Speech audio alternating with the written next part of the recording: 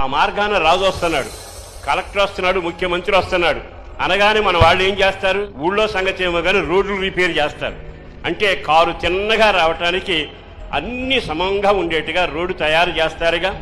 దేవుని ప్రభావం నీలో కనబడాలంటే తమ్ముడు, దేవుని యొక్క శక్తిని ఎందు ప్రత్యక్షం కావాలి అంటే, నీ ప్రసంగంలో దేవుని ప్రభావం కనబడాలి అంటే, నీ ప్రార్థనలో దేవుని శక్తి విడుదల కలగాలి అంటే, నీ సంఘంలో నుంచి దేవుని మహిమ కలిగిన సువార్త బయటకు వెళ్ళాలంటే మొదటగా దారి సరి చేయబడునుగాక, మీ హృదయాలు సరి చేయబడునుగాక.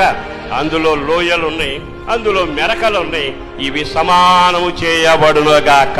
బైబిల్ లేఖలో మాట ఉంది, నీకు ఇంకా ఒకటి కొదువై ఉంది. ఎవరితో చెప్పారు? ఓ యవనస్తులు వచ్చి ఆయన దగ్గర మోకరించి, నీ రాజ్యానికి వారసుని కావాలనుకుంటున్నానయ్యా, నేను అబద్ధం ఆటలేదు, దొంగతనం చేయట్లేదు అన్నీ చెప్పాడు.